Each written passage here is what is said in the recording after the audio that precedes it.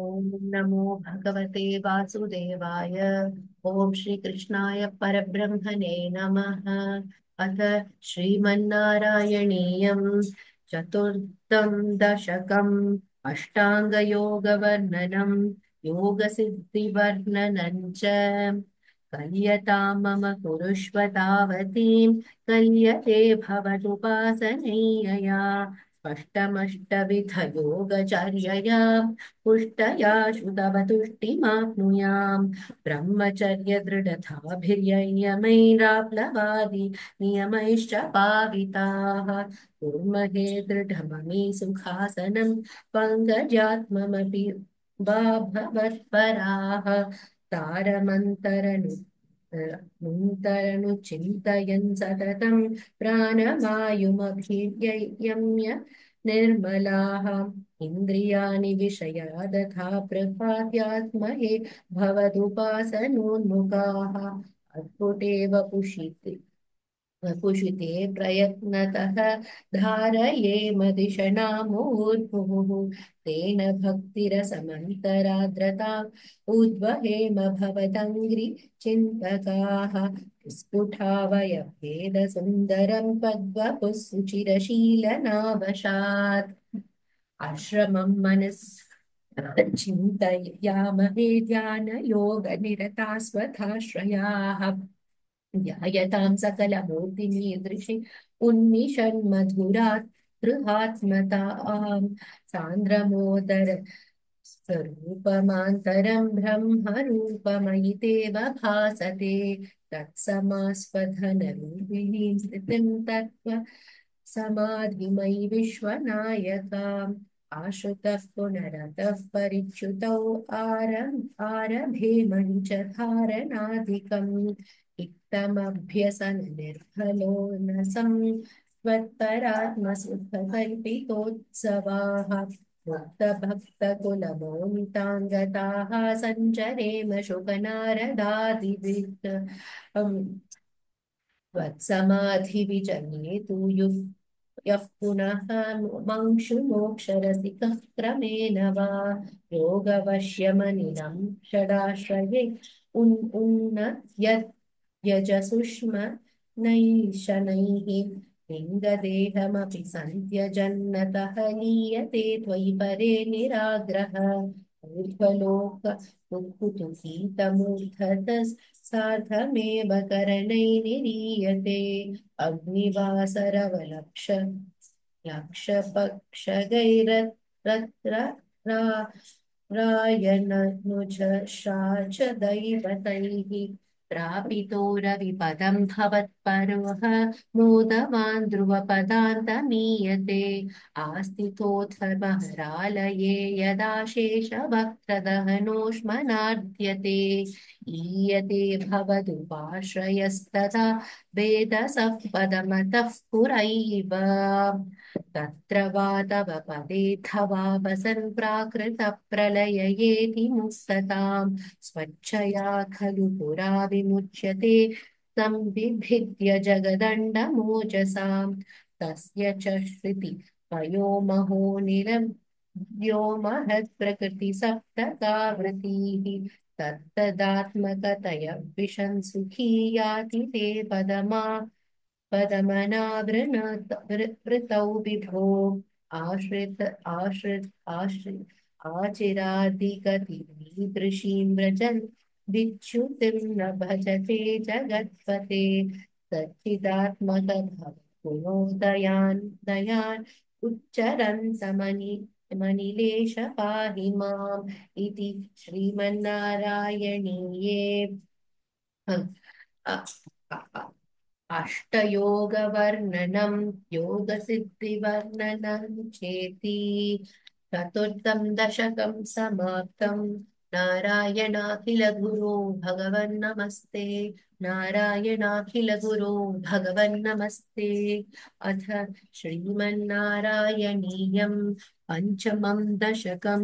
विराट्पुरुषोत्पत्तिवर्णनम् व्यक्ताव्यक्तमिदं च किञ्चिदभवत् प्राप्तो प्राक्प्राकृतप्रक्षये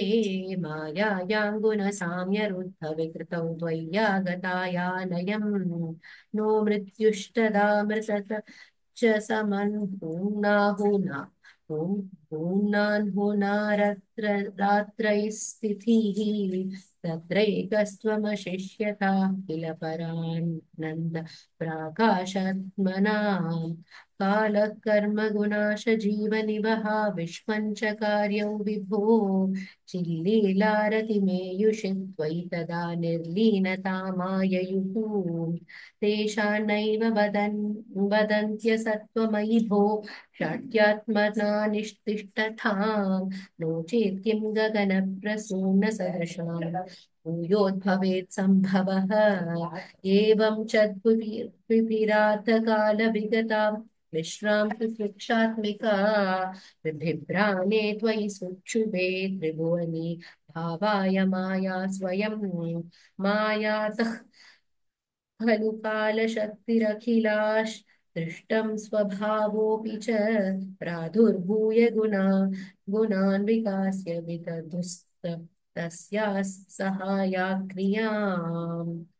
माया सन्निहितौ प्रविष्टवपुषा साक्षीति गीतो भवान् वेदैस्तां प्रतिबिम्बतोऽपि शिवान् जीवोऽपि नैवापरः कालादिप्रतिबोधिता भवता सञ्चोत्थिता च स्वयं माया सा खलु बुद्धितत्त्वमसृजो ध्योऽसौ महानुच्यते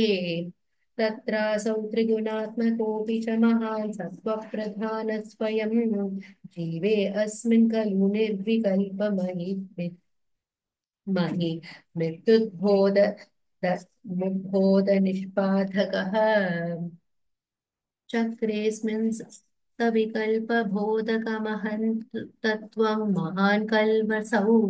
सम्पृष्टं त्रिगुणैस्तमोति बहुलं विष्णो भवत्प्रेरणात् सोऽहं च त्रिगुणक्रमात् त्रिविध तामासाज्ञवैकारिकः भूयस्तैजस तामसा विधि भवन्नाद्येन सत्त्वात्मना निन्द्रियमानिनो कृतदिशा वातार्कृपा यश्विनः वह्नीन्द्राच्युत मित्रकान् विदुविदिश श्रीरुद्रशारीरकान् भूमन्मानसबुद्ध्यहङ्कृति मिलच्चित्ताख्यवृत्त्यन्वितम् तथ्यान्तःकरणन् विभो तव बलात् सत्त्वांशमेवासृजत् जातस्तैजसतो दशेन्द्रियगुणा सत्ता तामसांशात् पुनः तन्मात्रन्न बसौमरुत्पुरपते शब्दो जनित्वद्बलात् शब्दाद्योऽयं ततः ससज्जित विभो स्पश्यन् ततो मारुतं तस्माद्रूपमतो महोत्थ च रसंतो व्यञ्च गन्धं महीम् एवं माधव पूर्वकलनाद्याद्यात्म धर्मान्वितं भूतग्राममिमं त्वमेव भगवन् प्राकाशयस्तामसात् एते भूतगणास्ततेन्द्रियगणा देवाश जाताः पृतङ्गुः नोषे पुर्भुवनाण्डनिर्मितिविधौ देवै रमीभिस्तदा त्वन्नानाविधसूक्तिभिः सूक्तिभिर्नुतगुणस्तत्त्वान्यु मून्याविशन् श्रेष्ठशक्तिमुदीर्यतानि घटयन् हैरण्यमण्डौ व्यधाः अण्डं तत् खलु पूर्वसृष्टसलिले तिष्ठित्सहस्रं समाः निर्भिन्दन् निर्भिन्दन् कृथाश्च तत्सुदर्श जगद्रूपौ विराडाह्वयं साहस्रैकरपादमूर्धनिवहै निःशेषजीवात्मकः निर्भातोऽसि मरुत्पुराधिपसमं समां त्रायस्व सर्वामयात् इति श्रीमन्नारायणीये विराट्पुरुषोत्पत्तिवर्णनं नाम पञ्चमं दशकं समाप्तं नारायणाखिलगुरो भगवन्नमस्ते नारायणाखिलगुरो भगवन्नमस्ते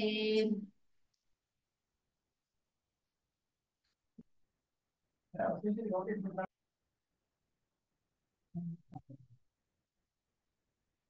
श्रीमन्नारायणीयं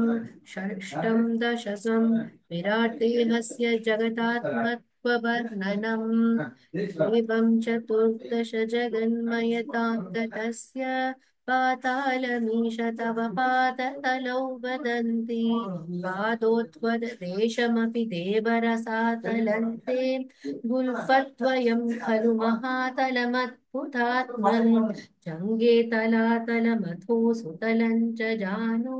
किञ्चोरुभाग्ययुगलौ वितलातले द्वे शोणीतलं झगन् अम्बरमङ्गनाभिः वक्षश्च शक्रनिलयस्तव चक्रपाणे ग्रीवामहस्तव मुखं च जनस्तपस्तु भालं शिरस्तव समस्तमयस्य सत्यम् एवं जगन्मयतनो जगदाश्रितैरपयन्नैर्निबद्धवपुषे भगवन्नमस्ते त्वद्ब्रह्मरन्ध्रपदमीश्वर विश्वकन्द छन्दांसि केशव घनास्तव केशपाशाः उल्लासि चीलियुगलन् दृढिनस्य गेहम् पक्ष्मानि रात्रिदिवसौ सविता च नेत्रे निःशेष विश्वरचना च कटाक्षमोक्षः कर्णो दिशोऽश्वियुगलन्तव नासिके द्वे भूपत्रपे च भगवन्नतरोतरोष्टौ तारागणस्तशनाः शमनश्च दंष्ट्राम् मायाविलासहिसितम् श्रवसितं समीरः जिह्वाजलौ वचनमीश शकुन्तपङ्क्तिः सिद्धादयस्वर गणामुखरन्ध्रमग्निः देवाभुजास्तनयुगं तव धर्मदेव पृष्टं स्वधर्म इह देव मनःसुधांशुः अव्यक्तमेव हृदयाम्बुजमम्बुजाक्ष कुक्षिः समुद्रनिवहावसनन्तु सन्ध्ये शेषः प्रजापतिरसौ वृषणौ च मित्रः शोणीस्थलं मृगगणाः पदयोर्नखास्ते हस्त्युष्ट्रसैन्धवमुखा गमनन्तु कालः विप्रादिवर्णभवनौ वदनाब्ज बाहु चारूरुयुग्मचरणं करुणाम्बुधे ते संसारचक्रमयि चक्रधर क्रियास्ते वीर्यं महासुरघनोऽस्ति कुलानि शैलाः नाढ्या सरित्समुदयस्तर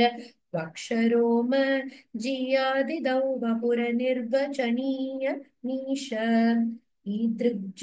जगन्मय वपुस्तव कर्मभाजां कर्मावसानसमये स्मरणीयमाहुः तस्यान्तरात्मवपुषे विमलात्मने ते वातालयाधिपनमोऽस्तु निरन्दिरोगान् इति श्रीमन्नारायणीये विराट्देहस्य जगदात्मत्ववर्णनं नाम षष्ठं दशकं समाप्तम् नारायणाखिलगुरो भगवन्नमस्ते नारायणाखिलगुरो भगवन्नमस्ते अथ श्रीमन्नारायणीयं हिरण्यगर्भोत्पत्तिवर्णनं वैकुण्ठदर्शनं च एवं देवचतुर्दशात्मकजगद्रूपेण जातः पुनः तस्योध्वं खलु सत्यलोकनिलये जातोऽसि धाता स्वयं यं शंसन्ति हिरण्यगर्भमखिल त्रैलोक्यजीवात्मकं यो बुत्स्फीतरजो विकारविकसन्नासिस् नासिक्सृक्षारसः रक्षाक्षरः सोऽयं विश्वविसर्गदत्तहृदय सम्पश्यमान स्वयं बोधं कल्पवनाप्य विश्वविषयं चिन्ताकुलस्तस्थिवान् तावत् त्वं जगदात्मते तपत